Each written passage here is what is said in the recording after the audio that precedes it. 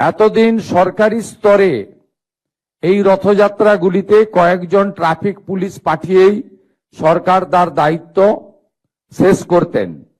কিন্তু বর্তমান সরকার মাননীয় প্রধানমন্ত্রীর যে স্লোগান উন্নয়ন এবং ঐতিহ্য দুটোকে সামনে রেখে এগোতে চায়, তাই আমরা এবারের রথযাত্রায় সরকারিভাবে আমরা সক্রিয়ভাবে অংশগ্রহণের সিদ্ধান্ত নিয়েছি।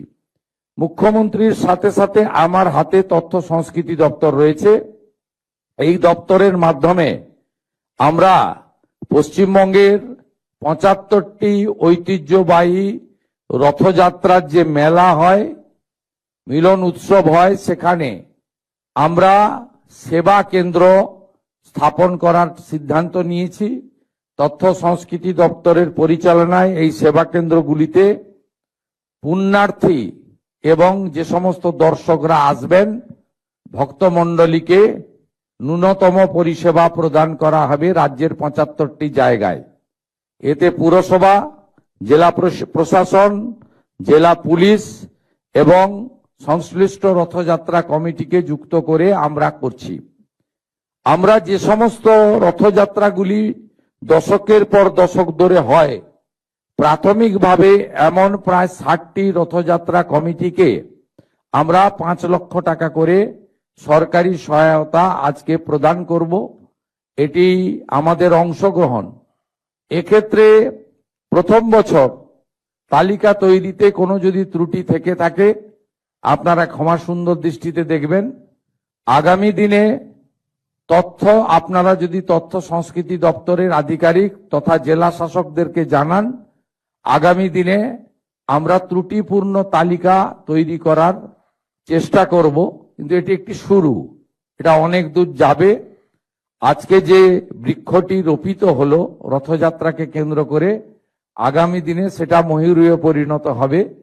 এটাকে একটি ঐতিহ্য এবং উৎসবে আমরা পরিণত করার চেষ্টা করব ধীরে ধীরে। আপনাদের আমি যে সমস্ত ঐতিহ্যবাহী রথযাত্রা কমিটি আজকে সরকারের এই সামান্য যোগদানে কিছুটা উপকৃত হলেন, তাদেরকে আমি বলবো যে পুরনো ঐতিহ্যবাহী রথগুলো রক্ষণাবেক্ষণ সংস্কারের প্রয়োজন রয়েছে। সেই কাজে আপনারা এই সামান্য অর্থ ব্যয় করবেন, এটা আমি আশা করব।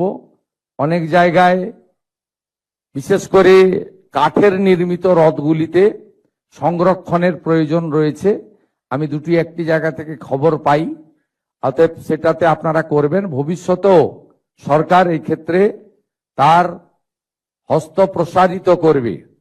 এবারের বাজেটে আমরা তীর্থক্ষেত্র সার্কিট নামে একটি ব্যবস্থা রেখেছি। আমাদের ঐতিহ্যশালী মঠ মন্দির ইত্যাদি সংস্কার এবং মুর্শিদাবাদের কিরিটেশ্বরী সহ অনেকগুলি প্রাচীন মন্দির যার পুরনো ঐতিহ্য এবং ইতিহাস রয়েছে, তাদের পুনর্সংস্কার এবং হেরিটেজের আওতায় আনার ক্ষেত্রে আমরা উদ্যোগ গ্রহণ করেছি। এক্ষেত্রেও আগামী দিনে পশ্চিমবঙ্গে এই তীর্থক্ষেত্র সার্কিটের ক্ষেত্রে গুরুত্বপূর্ণ কাজ হবে আগামী ২ বছর ধরে। এর জন্য প্রাথমিকভাবে এই বর্ষে ১,০০০ কোটি টাকা আমরা ধর্মীয় স্থানগুলিকে রক্ষণাবেক্ষণ, সংরক্ষণ, উন্নতি করার জন্য ১,০০০ কোটি টাকা আমরা বরাদ্দ করেছি। আমরা ভারত সেবাশ্রম সংঘের হসপিটালগুলিকে আয়ুষ্মান ভারতের এনলিস্টের মধ্যে অন্তর্ভুক্ত করেছি।